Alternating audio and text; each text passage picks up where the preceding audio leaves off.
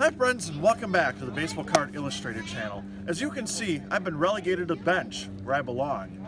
Before we get to the list, let me remind you to check out Mystery Mondays, where you have a chance to enter until Friday for this week's giveaway.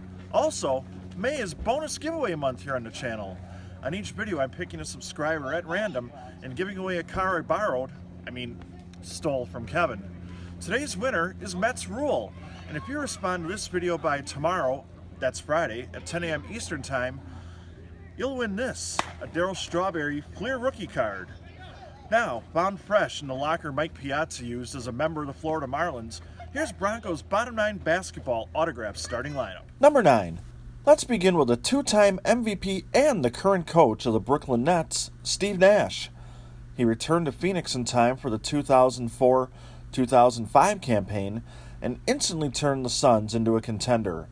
The 7 seconds or less Suns were a ton of fun to watch as they played at a fast pace with the awesome point guard running the show. You knew all that. What you didn't know is that my friend was on the coaching staff there at the time and set it up so my best friend and I could meet him and get his autograph. As Nash signed this jersey, my bud said, "Good game tonight, Mr. Nash." To which I added, "Good game, great game." That became a running joke between us, and I cannot see this jersey without thinking of that story. Number 8.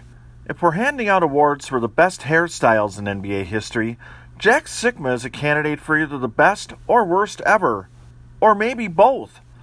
80s Jack Sikma was notable for rocking a legendary blonde afro perm, being one of the best free throw shooters in the league, and being one of the first big men to step out and shoot the 3-ball. He won an NBA title with the Seattle Supersonics in 1979, earned a long overdue spot in the Hall of Fame in 2019, and was my favorite player as a young kid. Number 6. What could I tell you about T-Mac that you didn't already know? Well, how about this? Early in his career, when he was still with Toronto, I went to a game with a couple friends. That was notable for 2 reasons.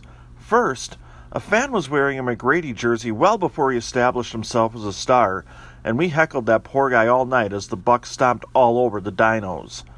The other thing was that this was the same night we saw a fan trip up the stairs twice, in a matter of 5 steps, while carrying, and then spilling, a dish of ice cream.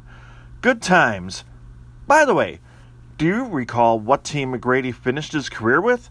The answer is coming up later in the bottom 9. Number 5. Dennis Rodman, known as the Worm among other things, had a memorable career on the basketball court, in the wrestling ring as a member of the NWO, and as an author. Rodzilla was about as interesting a character as we've ever seen in the sports world, and politics. But don't forget, he won 5 NBA titles, 7 rebounding titles, and was an 8-time all-defensive team pick. Number 4. Allow me to throw some shade. What did Dwyane Wade accomplish that Kevin Durant never did? He won a title without having to join a super team.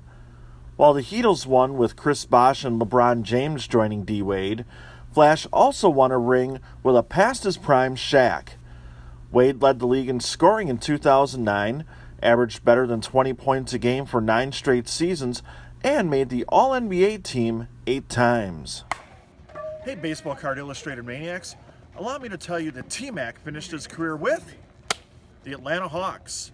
Also, if you're interested, I'm going to a card show this weekend, and we'll put together a satisfaction guaranteed mystery pack for just $25. I'll ship you a goodie bag chock full of some of the best deals available at the Wisconsin Dells Card Show. So if you're interested, leave a comment on this video and we'll sort out the details. Also, if you're going to be there yourself, look for me and say hi. I'll be wearing this sweet Rob Deere starting lineup World Tour World t-shirt. Number 3. Here's a name I bet you didn't expect to make the list, but I was a huge fan of Bob Sura, and this is a game-used jersey of the Florida State product. Sura was one of the first players in league history to compete in both the All-Star Weekend Slam Dunk Contest and the 3-point shootout. Others on the list include Kenny the Jet Smith, Allen Houston, Damian Lillard, and Michael Jeffrey Jordan. Number 2. Shawn Marion enjoyed a great career and had an awesome nickname. The Matrix could do a little bit of everything, other than put up jumpers with conventional shooting form. A multiple-time All-Star, Marion won an NBA championship as a member of the Dallas Mavericks. At his peak, Marion could guard every position, score 20 points a night, and grab 10 boards. He was also known for thrilling the crowd with his dunking ability. I don't think he regularly signed items with a Matrix inscription during his career, but he was nice enough to add it to this jersey for me without me even requesting it. Number 1. The Admiral not only had a great career, but he was also my favorite player for a long, long time. I never actually expected to get his autograph, but I lucked out and got it after a game against the Bucks late in his career. Mr. Robinson did it all. He won an MVP award, led the league in scoring, rebounding, and blocks, and he is one of just 4 players to ever record a quadruple-double. The others are Alvin Robertson, Hakeem Olajuwon, who did it twice, and the great Nate Thurmond. Yeah, I don't know who he is either. By the way, don't forget to get your autograph starting lineup in for our video response contest by Memorial Day. And that's the bottom 9, because Bronko said so. Finally, I'd like to say thanks to my friend Dave for recording those stand-ups at the softball game. I did my part to help the team win by not getting on the field. On behalf of Kevin, the Diamond King, our graphics guru Dylan, and chief photographer Dave, I'm Bronko, the PSA 11. So long, everybody. You've been watching the Baseball Card Illustrated channel.